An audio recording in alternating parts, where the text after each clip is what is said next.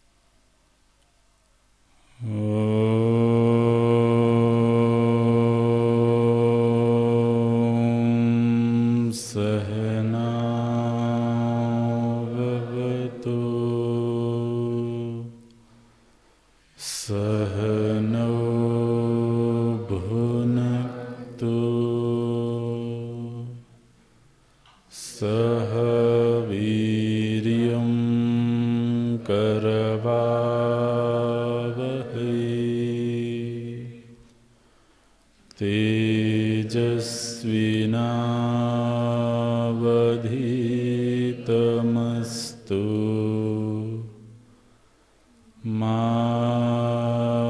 विद्विषावहै। ॐ शान्ति शान्ति शान्ति।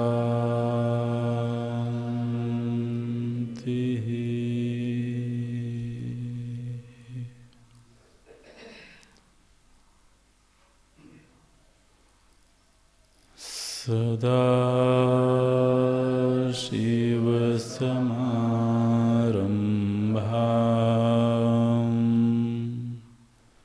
शङ्कराचार्यमध्यमाम् अस्मदाचार्यपर्यन्ताम् वन्दे गुरुपरम्पराम्।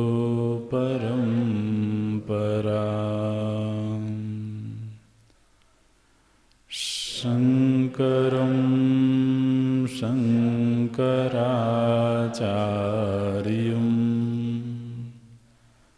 केशवं बादरायणम्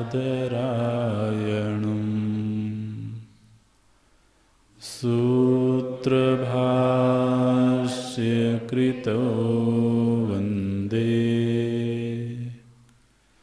भगवन्तौ पुनः पुनः। भगवन्तौ पुनः पुनः।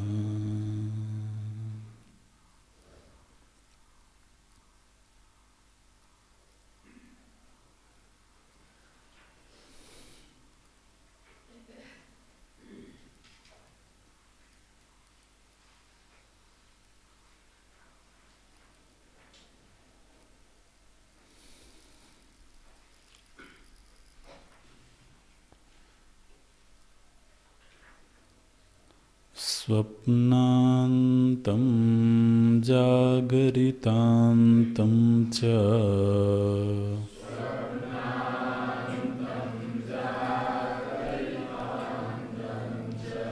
उभौ येनानुपश्यति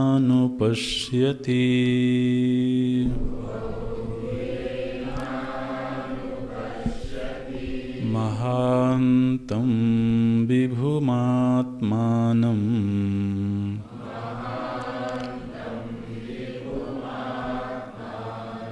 मत्वा धीरो न शोचति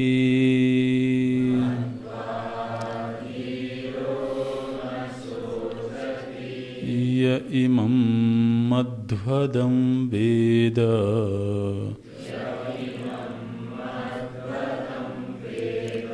आत्मानं जीवमन्तिकात्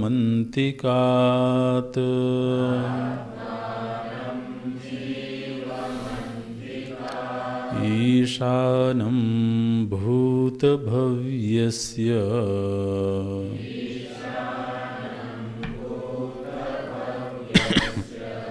न ततो विजुगुप्सते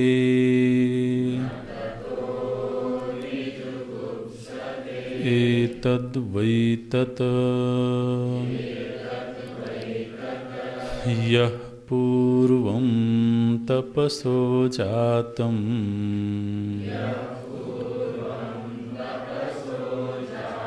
अद्भ्यः पूर्वमजायत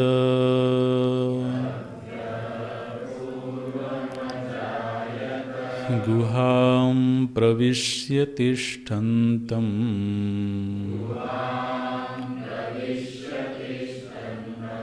यो भूतेभिर्व्यपश्यत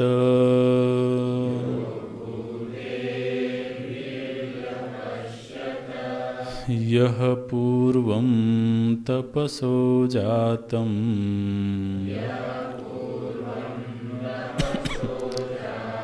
अद्भ्यः पूर्वमजायत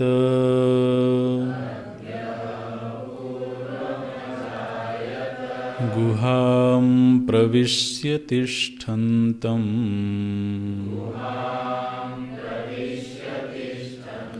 यो भूतेभिर्व्यपश्यत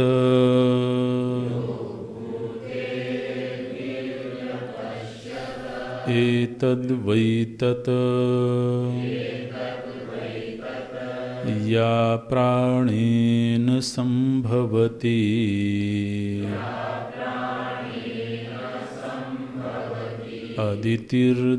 अदितिर्देवतामयी गुहां प्रविश्य तिष्ठन्ति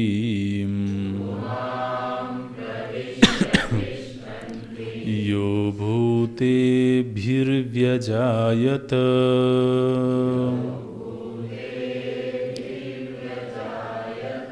या प्राणेन सम्भवति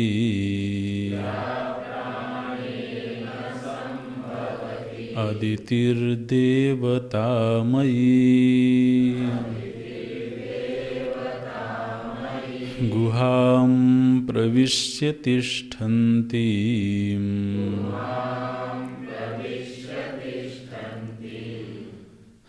या भूतेभिर्व्यजायत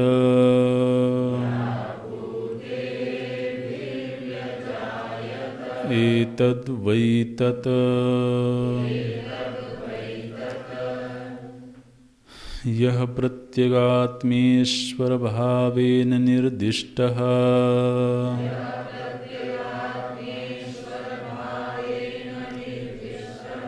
स सर्वात्मा इति एतद्दर्शयति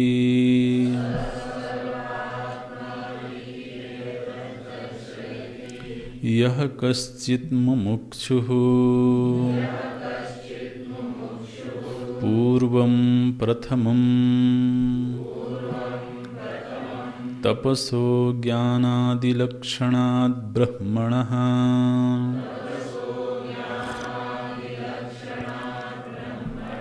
इति एतज्जातम् उत्पन्नं हिरण्यगर्भम्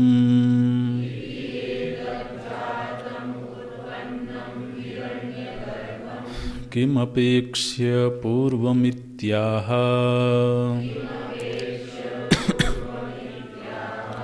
अद्भ्यः पूर्वम् अप्सहितेभ्यः पञ्चभूतेभ्यः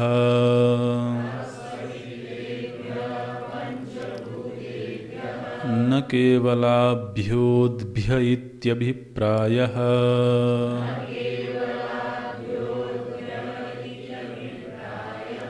अजायत उत्पन्नः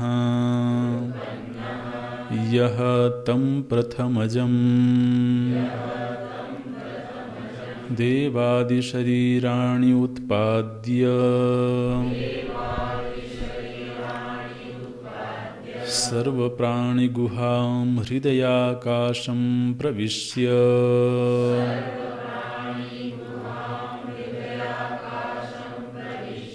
तिष्ठन्तम् शब्दादीन् उपलभमानम् भूतेभिः भूतैः कार्यकरणलक्षणैः सह तिष्ठन्तम्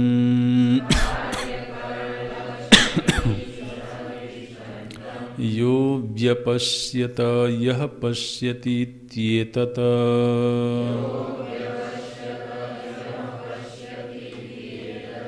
य एवं पश्यति स एतदेव पश्यति यत्तत्प्रकृतं ब्रह्म किंच या सर्वदेवतामयी सर्वदेवतात्मिका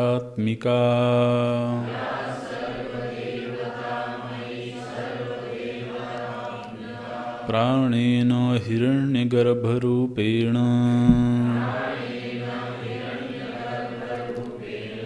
परस्माद् ब्रह्मणः सम्भवति शब्दादीनाम् अदनाद् अदितिः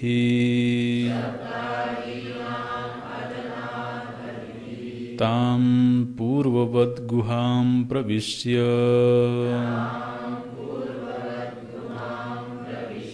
तिष्ठन्तीम् अदितिम्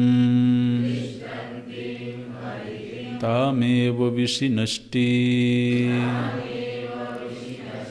या भूतेभिः भूतैः समन्विता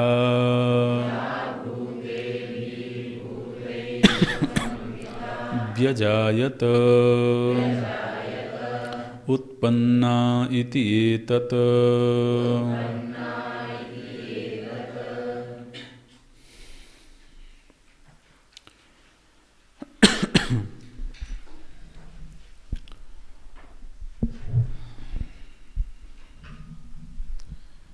इस समय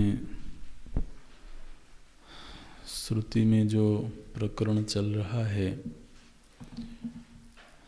ये पूरी तरह से पारमार्थिक धरातल का प्रकरण है, इसलिए अपनी चित्त भूमि को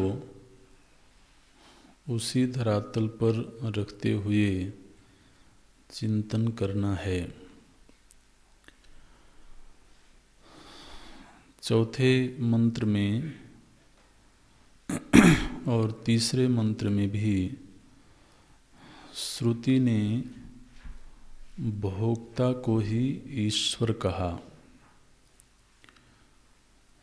ज्ञाता को ईश्वर कहा। जो ज्ञाता है, शब्दादि विषयों को जानता है, वही ईश्वर है। माने इस समय पर जो अभी शब्द का श्रवण कर रहा है वही ईश्वर है। तो रूपम रसम गंधम इत्यादि विषयों को जानने वाला जो ज्ञाता है, श्रुति कह रही हैं वो जीव नहीं है, वो ईश्वर है। फिर 5वें मंत्र में श्रुति ने कहा जो भोक्ता है य इमं मध्वदम, मध्वदम माने भोक्ता, जो कर्म फल का भोग करता है वह भोक्ता ही ईश्वर है। तो ये विचार हमारे अनुभव के विरुद्ध मालूम पड़ते हैं, सर्वलोक अनुभव के विरुद्ध मालूम पड़ते हैं। वो बिल्कुल सही है। श्रुति सबसे पहले हमारे अनुभव के धरातल से चर्चा आरंभ करती है। यह इमं मध्वदम, ये जो मध्वदम है, जो भोगता है, जो कर्म फलों का भोग करता है, इसका मतलब है कि वह कर्ता भी है, क्योंकि जो कर्ता होता है वही भोक्ता होता है। तो आज के दिन हम जिसको कर्ता कह रहे हैं, हम जिसको भोक्ता कह रहे हैं, श्रुति कह रही है ईशानम, वो ईश्वर है। आज के दिन हम जिसको श्रोता कह रहे हैं, जिसको वक्ता कह रहे हैं, श्रुति कहती है महानतम विभुम आत्मानम, यही का यही महान है, विभु है। तो ध्यान रखें, हमें आत्मा का अबोध नहीं है, हम आत्मा को जानते हैं। दिक्कत केवल इतनी है कि वो जैसी है वैस उस रूप में हम नहीं जानते हैं। तो जो भ्रम होता है वह पूरी तरह से अज्ञात विषय में नहीं होता है।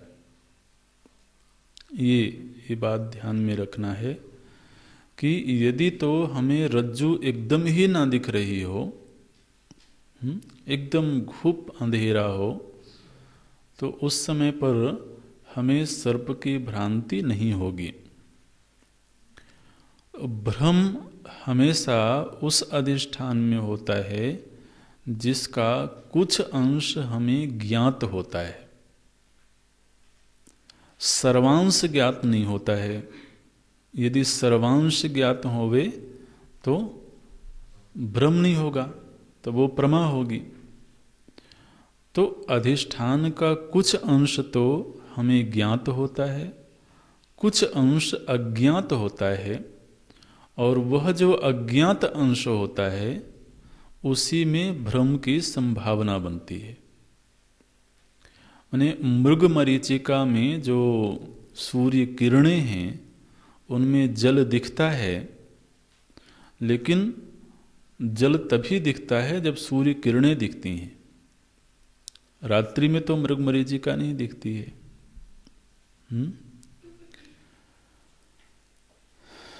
तो अधिष्ठान का कुछ अंश हमें ज्ञात है, कुछ अज्ञात है, तब वहाँ भ्रम की संभावना बनती है। ठीक इसी तरह से जो आत्मचेतना है ये सर्वांश में अज्ञात नहीं है। हम जानते हैं कि मैं हूँ, तो मैं का होना तो ज्ञात है, किंतु मैं का स्वरूप क्या है, पारमार्थिक स्वरूप क्या है, वो हिस्सा अज्ञात है। वो जो पारमार्थिक स्वरूप वाला हिस्सा है उसी की ओर श्रुति संकेत करती है। ध्यान रखना, चेतना कभी भी पर के रूप में नहीं जानी जाएगी। पूर्व कक्षा में हम लोग प्रतिबिंबवाद पर चर्चा कर रहे थे। आप देखिए, प्रतिबिंबवाद में हमने कहा कि माने शास्त्र ने कहा कि जो जीव है वो प्रतिबिंब है और परमात्मा बिंब है। अच्छा, तो प्रतिबिंब को तो हम अहम के रूप में जान रहे हैं। तो प्रतिबिंब तो अहम हो गया, तो फिर बिंब क्या हुआ?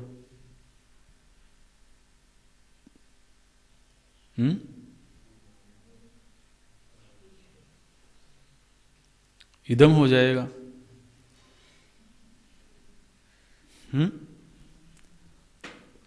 प्रतिबिंब को तो अहम के रूप में हम आज के दिन जान रहे हैं, स्वीकार कर रहे हैं कि वो अहम है, मैं है।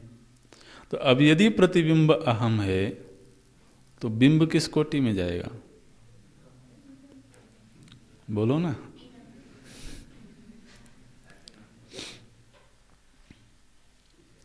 और यदि तो इदम हो गया तो वो चेतन नहीं रहेगा।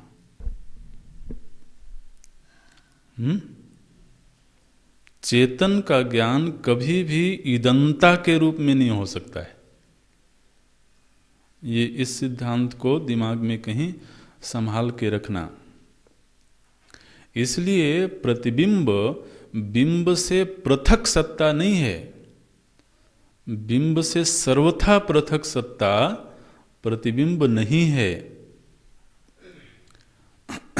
बल्कि जो बिंब है वही जब अन्यत्र भाषित होता है तो वह प्रतिबिंब मालूम पड़ता है।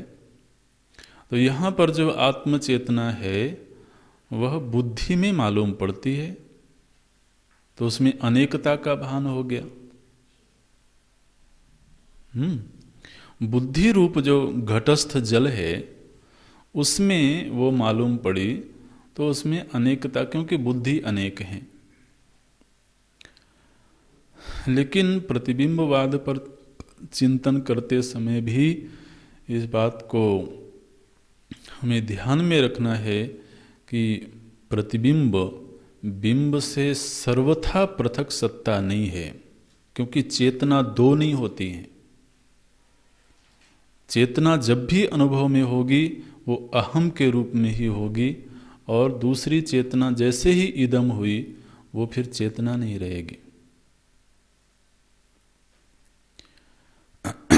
इसलिए आज के दिन हम जिसको प्रतिबिंब मान रहे हैं, जिसको हम भोक्ता मान रहे हैं, श्रुति कह रही है वही ईश्वर है, वही बिंब है। ये प्रतिबिंबवाद की सूक्ष्मता देखें। हम लोगों ने आरंभ के ग्रंथ से ही पढ़ा है, लेकिन जब हम श्रुतियों में प्रवेश करते हैं तो उनके सूक्ष्म सिद्धांत हमारे सामने आते हैं, और तब तक हमें इतना तैयार हो जाना चाहिए कि हम वहाँ अपने चित्त को समाहित कर सकें, अपने आप को उस धरातल तक पहुँचा सकें। इसलिए अध्ययन का एक क्रम है, एक ग्रंथों के चयन का एक क्रम है, ताकि एक पृष्ठभूमि बन जाए और फिर औपनिषदिक सिद्धांतों में हमारी बुद्धि सहजता से प्रवेश कर सके। तो श्रुति कहती है जिसको आज के दिन तुम जीव के रूप में अनुभव कर रहे हो, निरुपाधिक रूप में यही जीव क्या है? बोले महांतम विभुम आत्मानम। आप देखिए तत्वबोध में हमने क्या पढ़ा था? यावत जीवेश्वर भेद दृष्टि। जब तक जीव और ईश्वर में भेद दृष्टि है तब तक ये संसरण है। तो तत्वबोध में ही ये बात कह दी गई थी कि जो जीव है वही ईश्वर है। अब यहाँ पर श्रुति उस निरुपाधिक धरातल पर बैठ करके चर्चा कर रही है, इसलिए उस धरातल पर अपने चित्त को ले जाने की कोशिश करना है। इस समय पर जीवत्व को तो उपाधि के साथ देखने की कोशिश नहीं करें। तो देखिए बोलती है य इमं मध्वदम, किम मध्वदम, बोलते हैं जीवम। य इमं मध्वदम जीवम आत्मानम, ऐसे अन्वय करेंगे। य इमं मध्वदम, मध्वदम ये हमारे अनुभव का धरातल है, भोक्ता। कौन है वो? बोलती हैं जीवम। य इमं मध्वदम तदेव जीवम, और यद जीवम तदेव आत्मानम। जो मध्वदम है वही जीव है, और जो जीव है वही आत्मा है। और तदेव ईशानम, वही ईश्वर है। कस्य ईशानम? भूत भव्यस्य, वही कालत्रय का ईश्वर है। उसके ईशन का स्वरूप कैसा है? क्या वह राजावत शासन करता है? तो ये शब्द पिछली कक्षा में पूरी तरह से स्पष्ट नहीं किया गया था, इसको ध्यान देना। अंतिकात, अंतिकात शब्द आपके ध्यान में आ रहा है। अत्यंत समीप रहते हुए वो शासन करता है। ये शासन की प्रकृति बता रही है श्रुति। अंतिकात माने उसकी सन्निधि मात्र से, उसकी समीपता मात्र से जो त्रिकाल के मध्य, त्रिकालांतरवर्ती जितने पदार्थ हैं, भूत हैं, उन सभी पर शासन हो रहा है। और स्वयं वह शासक कैसा है? बोलते हैं त्रिकालातीत है। तो आप देखिए ना, अपने ही व्यक्तित्व में देखें तो जो आत्मचेतना है, उस आत्मचेतना की सन्निधि में ही तो ये जीवन चल रहा है। आखिर इस जीवन के ऊपर, इस कार्यकरण संघात के ऊपर शासन किसका है? इस आत्मचेतना का ही है। लेकिन स्वयं जो आत्मचेतना है वह कार्यकरण संघात से विलक्षण है। तो स्वयं तो कार्यकरण संघात से विलक्षण है, लेकिन उसकी सन्निधि मात्र से इस पर शासन हो रहा है। ऐसे बोलते हैं श्रुति। अंतिकात, समीपात, समीपे एव, समीप में रहते हुए ही वह ईशन कर रहा है। ईशानम ईशितारम कालत्रयस्य। श्रुति ये कहती हैं कि जिसे आज के दिन हम जीव के रूप में अनुभव कर रहे हैं, वस्तुतः वही ब्रह्म है, वही ईश्वर है। निरुपाधिक रूप से देखेंगे तो यहाँ अभेद सिद्ध है। अगले मंत्र में श्रुति बोलती हैं, भगवान भाष्यकार संगति लगाते हैं, यह प्रत्यगात्मा ईश्वर भावेन निर्दिष्टः।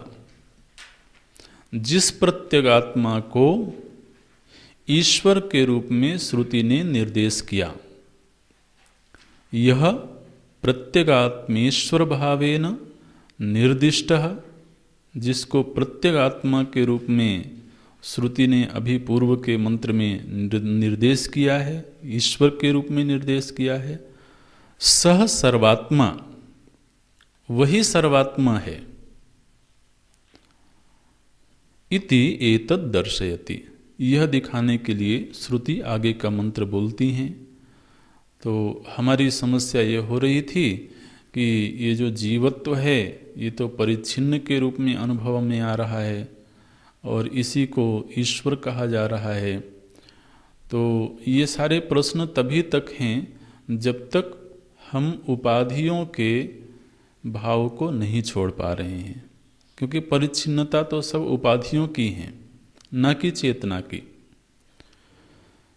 इसलिए उपाधियों को से विनिर्मुक्त होकर के ही हमें इन विषयों का चिंतन करना होगा। तो बोलती हैं वही जो जीव है जिसको अभी ईशानम कहा गया, जिसको महानतम विभुम कहा गया, वही सर्वात्मा भी है। केवल जीवात्मा नहीं है बल्कि वही सर्वात्मा है। इस बात का निदर्शन करवाने के लिए श्रुति बोलती हैं, क्या बोलते हैं?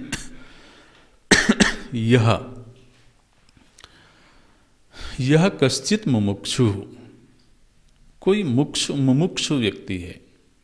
ये जो सूक्ष्म विषय है किसके लिए ग्राह्य है, कौन इस विषय को समझ सकता है?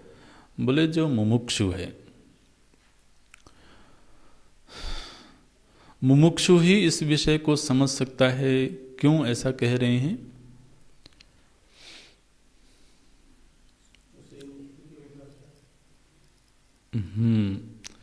क्योंकि ये जो विषय चल रहा है ये मोक्ष संबंधी विषय है और मुमुक्षु को मोक्ष चाहिए। कोई भोग संबंधी प्रसंग हो तो जो बुभुक्षु होगा उसको समझ में आएगा।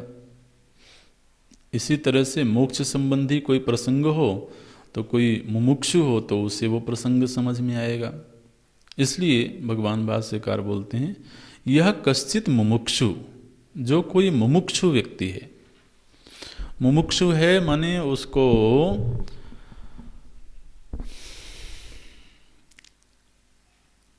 उपाधियों से कोई प्रेम नहीं है।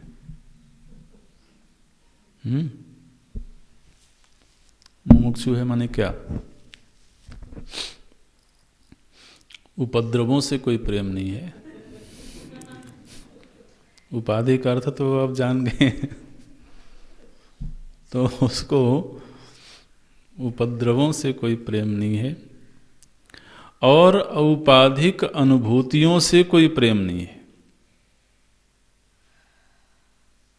बहुत बल चाहिए। इसलिए श्रुति ने एक जगह पर कहा नायमात्मा बलहीने न लभ्या।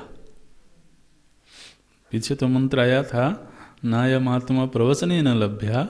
आगे हम पढ़ेंगे एक मंत्र आएगा मुंडक उपनिषद में जहाँ श्रुति कहती है नायमात्मा बलहीने न लभ्या। जो बलहीन है उसको ये आत्मविद्या प्राप्त नहीं होती है। बलहीन का अर्थ वहाँ कोई शारीरिक बल की चर्चा नहीं है, आत्मबल जो स्टेमिना चाहिए वो आता है साधना से, ध्यानाभ्यास से, सेवा पूजा आदि से। तो ये मुमुक्षु कौन है? जिसको ना तो उपाधियों से प्रेम है, माने उनमें समाधान नहीं दिखता है, और न ही उपाधि जन्य अनुभूतियों में कोई समाधान दिखता है। ऐसा जो मुमुक्षु है वह अब इस आत्म तत्व को किस रूप में देखे? बोलते हैं पूर्वम प्रथमम, श्रुति देखें पहले, पूर्वम तपसा जातम। बोलती हैं जो तपस्या से उत्पन्न हुआ। पहले केवल इतना ही वाक्य बनेगा, तपसा जातम, जो तपस्या से उत्पन्न हुआ। पूर्व में माने पूर्व काल में जिस समय सृष्टि उत्पन्न हो रही थी उस समय पर तो तपस्या से उत्पन्न हुआ और अद्भ्या पूर्वम अजायत। अद्भ्या माने जल आदि से, जल आदि से माने पंच महाभूतों से पहले जो उत्पन्न हुआ। यहां पर चर्चा हो रही है हिरण्यगर्भ की। तो जो हिरण्यगर्भ है वो कैसे उत्पन्न हुआ? बोलती हैं एक तो तपसा जातम, तपस्या से उत्पन्न हुआ, और दूसरा अद्भ्या पूर्वम अजायत, और पंच महाभूतों से पूर्व उत्पन्न हुआ। तो हिरण्यगर्भ की उत्पत्ति में दो बात बता रहे हैं। एक तो तपस्या से उत्पत्ति हुई और पंच महाभूतों से पूर्व उत्पत्ति हुई। अच्छा, तो सृष्टि के क्रम में जब पूरी तरह से सृष्टि प्रलय में थी, सदैव सौम्य इदमग्र आसीत नान्यत किंचन मिशत, तो फिर जब समष्टि जीवों के कर्मों का परिपाक हुआ तो सृष्टि के उत्पत्ति का समय आया। तो त्रिगुणों में जो त्रिगुण साम्य अवस्था में थे उन त्रिगुणों में विक्षोभ हुआ। तो जब त्रिगुणों में विक्षोभ हुआ तो उसमें से जो पहली सृष्टि हुई, जो पहला अंकुर फूटा, वो हिरण्यगर्भ है। जैसे आप जब बीज वपन करते हैं मिट्टी में तो उसमें खाद पानी डाल दिया तो एक दिन के अंदर वह फूल जाता है,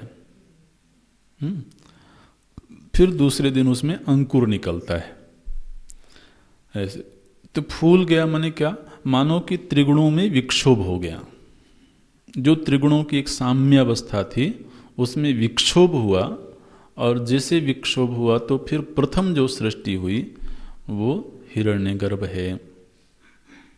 फिर हिरण्यगर्भ के बाद समष्टि अहंकार, और फिर पंच तन्मात्रा, पंच महाभूत, सूक्ष्म महाभूत, ऐसे।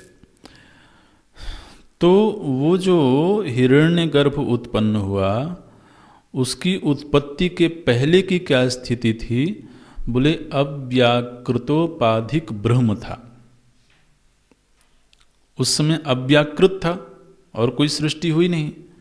तो जो अव्याकृतोपाधिक ब्रह्म है उससे हिरण्यगर्भ की उत्पत्ति हुई, और वह हिरण्यगर्भ पंच महाभूतों के पहले उत्पन्न हुआ।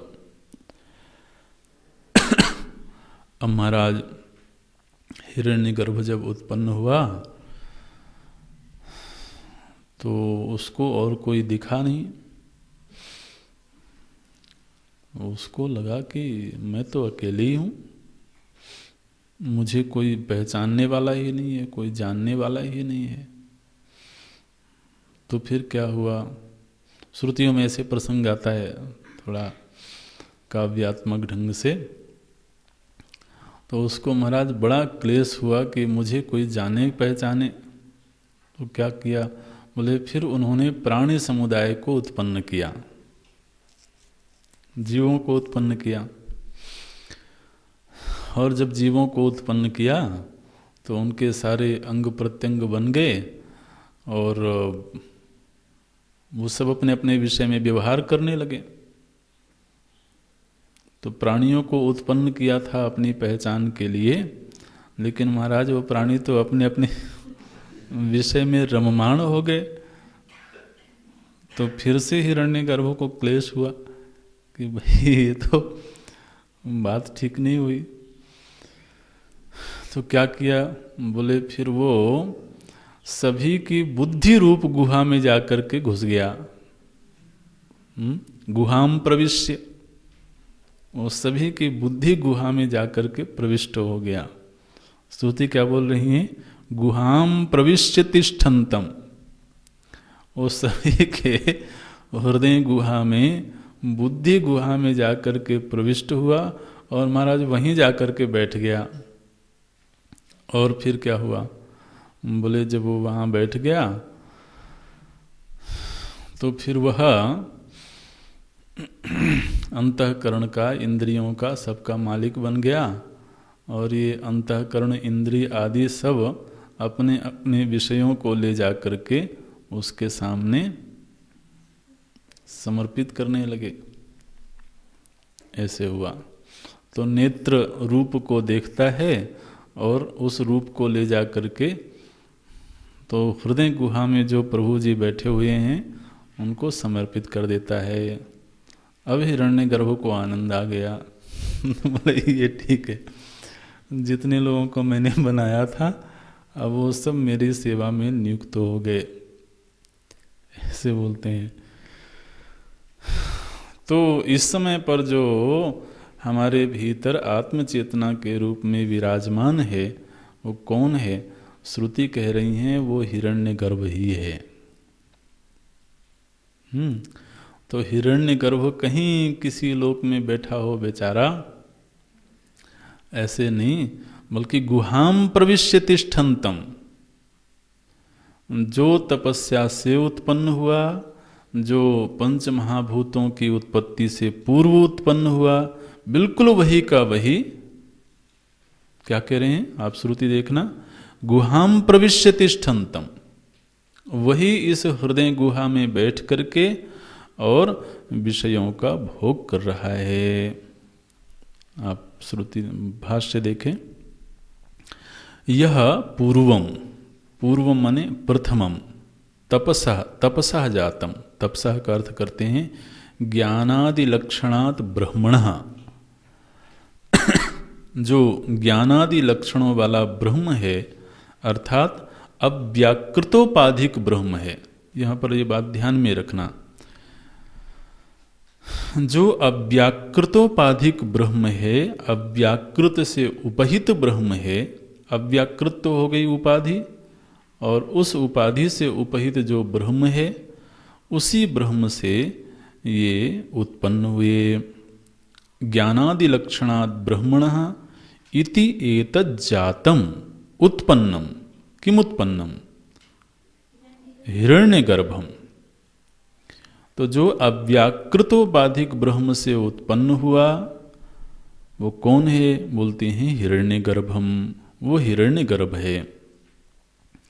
किम अपेक्ष्य पूर्वम इति आह, श्रुति ने आगे बोला कि अद्भ्या पूर्वम अजायत, तो किसकी अपेक्षा से पूर्व उत्पन्न हुआ है। देखिए यहाँ पर पूर्व शब्द दो मंत्र में 2 बार आया है। ठीक, एक बार यह पूर्वम तपसो जातम, और फिर अद्भ्या पूर्वम अजायत। तो प्रथम जो पूर्व शब्द है उसका अर्थ है प्रथम जो उत्पन्न हुआ। सृष्टि के एकदम आरंभ में जो प्रथम सृष्टि जिसकी हुई, उसके लिए कह रही है पूर्वम। भगवान भाष्यकार ने यही अर्थ किया है, पूर्वम प्रथमम। और फिर जो दूसरा पूर्व शब्द आया है उसका अर्थ है अद्भ्या पूर्वम, अद्भ्या पूर्वम। तो भगवान भाष्यकार बोलते हैं अद्भ्या पूर्वम, अद्भ्या माने जल होता है, तो अपसहितेभ्य, अपसहितेभ्य पंचभूतेभ्य। तो यहाँ पर अप शब्द से केवल जल नहीं लेना है, बल्कि पंच महाभूत लेना है, न केवल अद्भ्या इति अभिप्रायः। यहाँ पर केवल जल की बात नहीं कर रही है श्रुति, बल्कि 5 महाभूतों से पूर्व उसकी उत्पत्ति हुई, ऐसे श्रुति कह रही हैं। तो पंच महाभूतेभ्य पूर्वम अजायत, अजायत उत्पन्नः, यह जो उत्पन्न हुआ, तम प्रथमजम, उसी की एक संज्ञा है प्रथमज, उसी को तो जड़ता की प्रधानता से महातत्व कहा जाता है, उसी को चेतना की प्रधानता से हिरण्यगर्भ कहा जाता है, और प्रथम उत्पत्ति की अपेक्षा से प्रथमज कहा जाता है। ऐसे तो अजायत उत्पन्न यह तम प्रथमजम। फिर वो जो प्रथमज थे, हिरण्यगर्भ थे, उन्होंने क्या किया, बोले देवादि शरीराणि उत्पाद्य, वो फिर देवता आदि के शरीरों को उत्पन्न किया। तो आप समझिए कि जब भगवान भाष्यकार ये बोलते हैं कि देवादि शरीरम उत्पाद्य, तो माने वो पूरी सृष्टि प्रक्रिया हमारे ध्यान में आनी चाहिए कि फिर उस हिरण्यगर्भ ने ही आकाश आदि महाभूतों को उत्पन्न किया, फिर उन्होंने ही आकाश आदि महाभूतों से इंद्रियों को उत्पन्न किया, स्थूल शरीरों को उत्पन्न किया, और जीवों को कार्यकरण संघात की प्राप्ति हो गई। तो इस तरह से देवादि शरीराणि, शरीराणि में सूक्ष्म शरीराणि, स्थूल शरीराणि च। तो जब ये सब जीवों के शरीर बन गए तो देवादि शरीराणि उत्पाद्य, फिर क्या किया उन्होंने, बोले सर्व प्राणी गुहाम हृदयाकाशम प्रविश्य, फिर सभी प्राणियों के गुहा में हृदय में प्रविष्ट हो गए। असल में बात यह हुआ कि जब इंद्रियों को उत्पन्न कर दिया गया और इंद्रियों के विषय को उत्पन्न कर दिया गया, तो अब उनका आपस में काम चल पड़ा। इंद्रियां विषयों को ग्रहण करने लगे। लेकिन अब ये इंद्रियां जो थीं वो भूल गई कि हमको उत्पन्न किसने किया था, उसकी याद ही नहीं रही। महाराज हिरण्यगर्भ को बड़ा क्लेश हुआ। तो हिरण्यगर्भ ने कहा कि भाई ये इंद्रियां जो हैं ये अपने अपने विषयों में जाएंगी और एक दूसरे से झगड़ा भी करेंगी।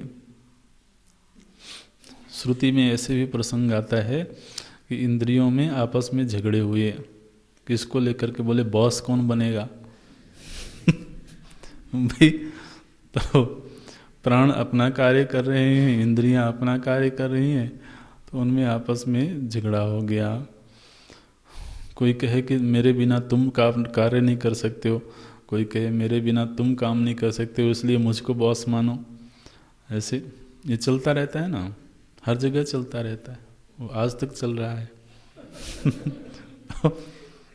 मेरे बिना ये नहीं हो सकता है, ऐसे तो उनको क्लेश हुआ। तो खैर उसका समाधान हुआ। तो इसी तरह से तो हिरण्यगर्भ को लगा कि बताओ कोई मुझे पहचान ही नहीं रहा है। तो फिर क्या किया उन्होंने, सर्व प्राणी गुहाम हृदय आकाशम प्रविश्य तिष्ठन्तम, और तिष्ठन्तम मने नहीं बैठ गए हो तो ठीक है, तिष्ठन्तम मने न चलती, वो अब कहीं आते जाते नहीं है। वहीं बैठ गए महाराज। और बैठ करके क्या करते हैं, भगवान भाष्यकार बोलते हैं शब्दादीन उपलभमानम, ये इंद्रियां जो शब्द आदि का ग्रहण कर रही हैं उनको वो उपलब्ध कर रहे हैं। तो ध्यान देना, अभी आप शब्द का ग्रहण कर रहे हो, हम सभी लोग कर रहे हैं। लेकिन कर्ण इंद्रिय जिस शब्द का ग्रहण कर रही है, अंततः वो कहाँ जाकर के पहुँच रहा है, बोले हृदय गुहा में बैठे हुए जो हिरण्यगर्भ हैं उन्हीं को ये कर्ण इंद्रिय ले जा करके शब्द समर्पित कर रही हैं। ये अब ध्यान दें तो ये हमारे अनुभव का विषय नहीं है। आज के दिन मुझे ऐसा नहीं लगता है कि हृदय गुहा में हिरण्यगर्भ बैठे हुए हैं, लेकिन श्रुति कहती है कि जिसको तुम श्रोता कह रहे हो वो पारमार्थिक दृष्टि से वही हिरण्यगर्भ है। क्योंकि उस मूल सिद्धांत को ध्यान में रखना, हिरण्यगर्भ को या ब्रह्म को या ईश्वर को जैसे ही पर बना दिया जाएगा वैसे ही वो फिर तो जड़ता को प्राप्त हो जाएगा। इसलिए आज के दिन जो परिच्छिन्न रूप में अनुभव में आ रहा है वस्तुतः वही अपरिच्छिन्न चेतन तत्व है। तो बोलते हैं शब्दादीन उपलभमानम। अच्छा, ये कहाँ बैठे हुए हैं महाराज, बोले भूते भी भूत ही कार्यकरण लक्षण ही सह तिष्ठन्तम। बिल्कुल बहुत ही स्पष्ट शब्दों में श्रुति कह देती हैं कि ये हिरण्यगर्भ कहीं लोकांतर में नहीं बैठा हुआ है। कहाँ बैठा है, बोलते हैं इस कार्यकरण संघात के भीतर जो चेतन मालूम पड़ रहा है बस वही का वही हिरण्यगर्भ है। भूते भी भूत ही कार्यकरण लक्षण ही सह तिष्ठन्तम। जो इस रूप में आत्मा को देखता है, आज के दिन हम आत्मा को जीव के रूप में देख रहे हैं। श्रुति कह रही हैं जिसको तुम जीव के रूप में देख रहे हो इसी को जो हिरण्यगर्भ के रूप में देखता है वास्तव में उसी की दृष्टि ठीक है, उसी की दृष्टि तो यथार्थ है। सह तिष्ठन्तम यह व्यपश्यत यह पश्यति इति एतत्, जो इस रूप में देखता है उसी की दृष्टि बिल्कुल ठीक है। और यह जो हृदय गुहा में प्रविष्ट हिरण्यगर्भ है नचिकेता, यही पुरुष है। यह एवं पश्यति स एतदेव पश्यति यत् प्रकृतम ब्रह्म, जिस ब्रह्म का प्रकरण चल रहा है ये वही ब्रह्म है जो हृदयस्थ तो आज के दिन जीव के रूप में अनुभव में आ रहा है।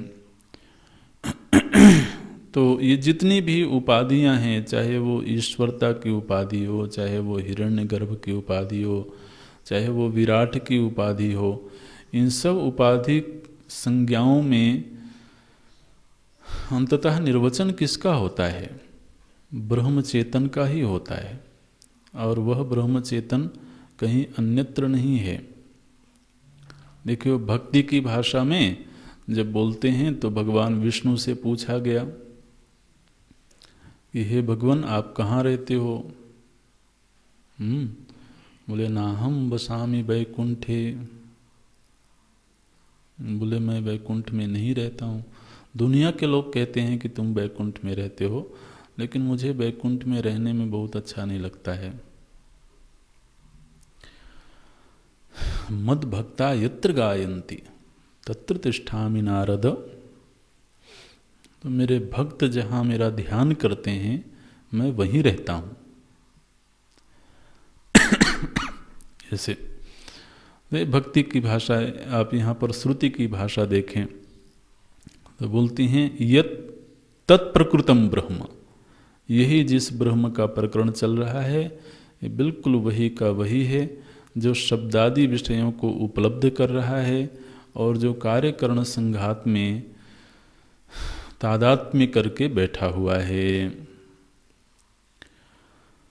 फिर अगले मंत्र में चलते हैं, बोलते हैं या अदिति ही। अब यहाँ पर माता अदिति का प्रकरण आ गया। अदिति, माता अदिति के विषय में जानते हैं ना आप? कौन है? हाँ, जो देवताओं की माता हैं। अब किसी को श्रुति माता दूर नहीं रहने देंगी, किसी को काल्पनिक जगत में नहीं रहने देंगी।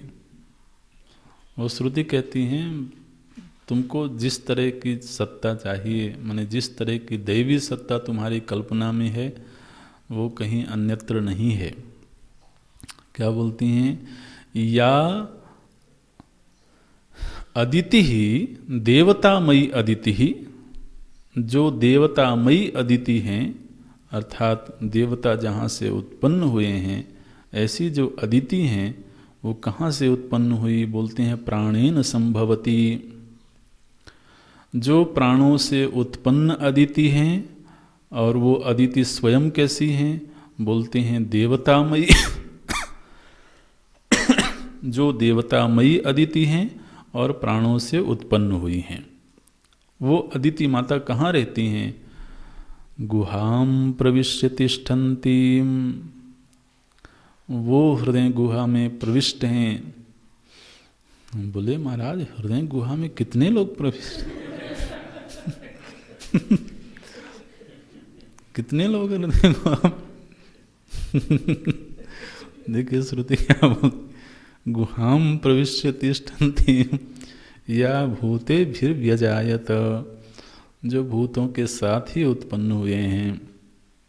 ये तद वही तत्, ये वही ब्रह्म है। भगवान भाष्यकार बोलते हैं किंच या सर्वदेवतामयी सर्वदेवात्मिका, जो समस्त देवताओं की आत्मा है। ध्यान देना, तो आत्मा से ही आत्मा की उत्पत्ति होती है। तो जो समस्त देवताओं की आत्मा है वो अदिति हैं। कैसी हैं वो? बोलते हैं प्राणेन हिरण्य गर्भ रूपेण परस्मात् ब्रह्मणः संभवति, जो पूर्व के मंत्र में तपस शब्द का अर्थ था, तपस शब्द का अर्थ क्या किया गया था? अव्याकृतोपाधिक ब्रह्म। यहां पर वही का वही प्राण शब्द से संबोधित किया गया। क्या बोलते हैं? प्राणेन हिरण्यगर्भ रूपेण परस्मात् ब्रह्मणः। परस्मात् ब्रह्मणः माने अव्याकृतोपाधिक ब्रह्म। तो जो अव्याकृतोपाधिक ब्रह्म है उसी से हिरण्यगर्भ रूप देवात्मिका अदिति संभवति। तो यहां पर अदिति शब्द का अर्थ भी हिरण्यगर्भ ही है। भाषा बदल गई, लेकिन भगवान भाष्यकार क्या बोल रहे हैं? हिरण्यगर्भ रूपेण, हिरण्यगर्भ के रूप में। असल में तो आप देखिए, पहले भी चर्चा हुई है, आपको याद करना चाहिए। हिरण्यगर्भ माने क्या? वह सत्ता जिसमें से समस्त हिरण्यमयी वस्तुएं उत्पन्न होती हैं, जो समस्त दिव्य चीजों का गर्भ है। हिरण्यगर्भ माने क्या बोलते हैं? हिरण्या नाम गर्भा इति हिरण्यगर्भा। तो हिरण्य माने होता है दिव्य चीजें। तो जो दिव्य चीज हैं वही देवता हैं। तो अंततः समस्त दैवी सत्ताओं की उत्पत्ति कहां से मानी जाएगी? हिरण्यगर्भ से ही। तो हिरण्यगर्भ को ही अदिति कहते हैं। अब पुराणों का प्रसंग आएगा तो फिर चर्चा होगी। कश्यप ऋषि की 2 पत्नियां हैं।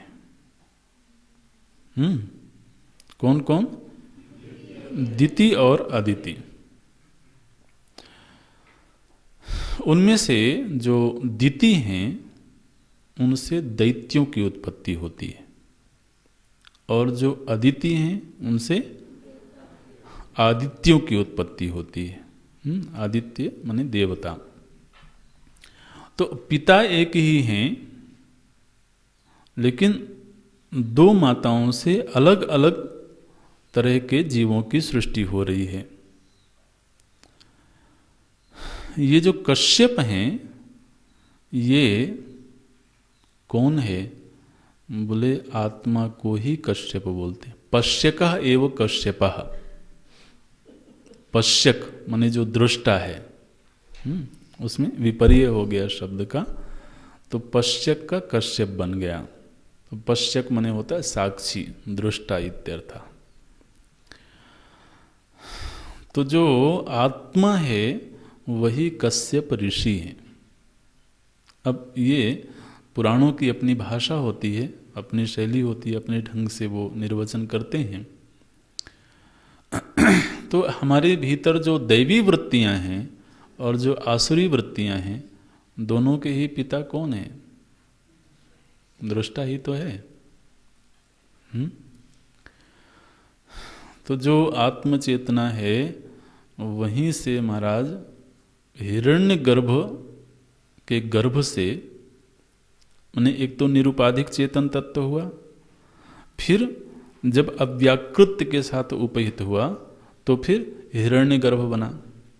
तो हिरण्यगर्भ और जो निरुपाधिक चैतन्य है, इन दोनों के संसर्ग से, हालांकि वहां 2 नहीं है, ठीक है ना, लेकिन इन दोनों के संसर्ग से ही फिर आगे दैवी सृष्टि होती है और आसुरी सृष्टि भी होती है। तो पूर्व के मंत्र में ही भगवान भाष्यकार ने कहा था, देवादि शरीराणि उत्पाद्य। हिरण्यगर्भ से देवादि शरीरों की उत्पत्ति हुई, ये कहा था ना पूर्व के मंत्र में, भाष्य में आया था। तो देवताओं की उत्पत्ति कहां से बताई गई? हिरण्यगर्भ से। तो अदिति माने कौन हुआ? हिरण्यगर्भ। ठीक है। तो वो जो हिरण्यगर्भ है, जिसको यहां पर अदिति कहा गया, वही देवतामयी है। माने समस्त दैवी चीजों की उत्पत्ति का स्थान वही है, समस्त दैवी चीजों का गर्भ वही है। इसलिए महाराज, जो हृदय गुहा में प्रविष्ट होकर के ध्यानाभ्यास करते हैं जो लोग, उनके हृदय में दैवी संपत्तियों की उत्पत्ति होती रहती है, दैवी संपत्तियों की वृद्धि होती है। ये जो महापुरुष दैवी संपत्ति संपन्न हैं, आखिर वो संपन्नता कहाँ से आई है, वो दैवी संपत्ति कहाँ से उत्पन्न हुई? जिन्होंने उसी हृदय गुहा में बैठ करके हिरण्यगर्भ रूप आत्मचेतना का ध्यान किया है, जो इस तरह के ध्यानाभ्यासी हैं। तो बोलते हैं हिरण्यगर्भ रूपेण परस्मात् ब्रह्मण संभवति, उसी अव्याकृत ब्रह्म से संभव हुआ। और अदिति क्यों कहा जाता है? बोलते हैं शब्दादि नाम अदनाद अदिति ही। तो जो शब्द आदि विषयों का भक्षण करते हैं, देखिए अदिति की व्याख्या भगवान भाष्यकार इस तरह से करते हैं, बोलते हैं शब्दादि नाम अदनात्, अदन करना माने भक्षण करना। तो पूर्व के मंत्र की व्याख्या में भगवान भाष्यकार ने कहा था शब्दादीन उपलभमानम, ये आया था। और अब यहाँ पर बोल रहे हैं शब्दादि नाम अदनात् अदिति ही। अदिति माने जो शब्दादि विषयों का भोग कर रही हैं, उन्हीं को अदिति कहा जा रहा है। ताम पूर्ववद गुहाम प्रविश्य, वही जो अदिति हैं वो जैसे पूर्व में हिरण्यगर्भ के लिए कहा गया था, वही बात यहाँ कही जा रही है। पूर्ववत गुहाम प्रविश्य तिष्ठन्तीम अदितिम, ये अदिति माता वहीं बैठी हुई हैं। तामेव विशिनष्टि, उन्हीं की व्याख्या कर रहे हैं। या भूते भी भूतै ही समन्विता व्यजायत उत्पन्ना इति एतत्, जो भूतों के सहित ही उत्पन्न हुए हैं, ऐसे बोलते हैं। तो ये निर्वचन का अपना ढंग है श्रुति का। विषय चूंकि सूक्ष्म है, इसलिए अलग अलग शब्दों को दे करके श्रुति ये कह रही है। और हर शब्द हर मंत्र में कुछ ना कुछ अपूर्वता है, कुछ ना कुछ संकेत है। इस बात को ध्यान में रखना है कि ऐसे नहीं सोचना कि चूंकि एक ही बात हर मंत्र में कही जा रही है तो हर मंत्र में अपूर्वता क्या है। तो अपूर्वता तो समझ रहे हैं ना, विशेषता क्या है। तो अब जब पूर्व के मंत्र में कहा गया कि वो हिरण्यगर्भ है, तो जब हिरण्यगर्भ ध्यान में आता है तो एक अर्थ प्रकट होता है। फिर जब अदिति ध्यान में आता है तो एक और अर्थ प्रकट होता है। हालांकि जो अदिति हैं वही हिरण्यगर्भ हैं, जो हिरण्यगर्भ हैं वही अदिति हैं, लेकिन जब अदिति शब्द का उच्चार होता है तो हमको याद आता है कि वो देवताओं की माता हैं। तो अब देवताओं को उत्पन्न करने के लिए या दैवी शक्तियों को प्राप्त करने के लिए कहीं अन्यत्र नहीं जाना है, बल्कि हृदय गुहा में बैठी हुई जो अदिति हैं वही समस्त देवताओं के गर्भ हैं।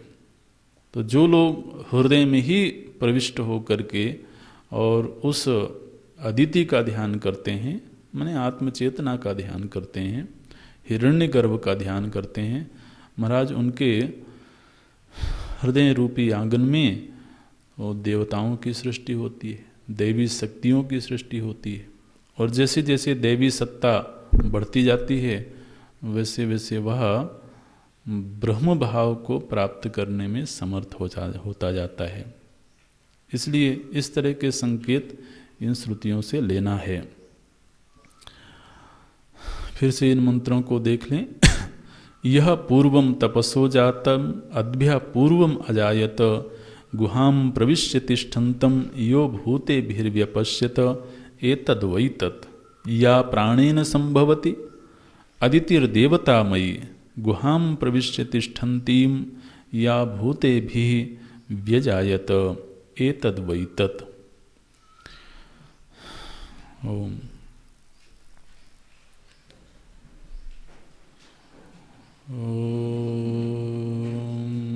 पूर्णमदः पूर्णमिदं पूर्णात् पूर्णमुदच्यते पूर्णस्य पूर्णमादाय पूर्णमेवावशिष्यते।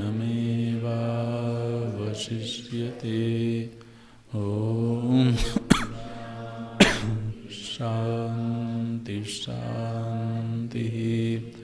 हरि ओम। श्री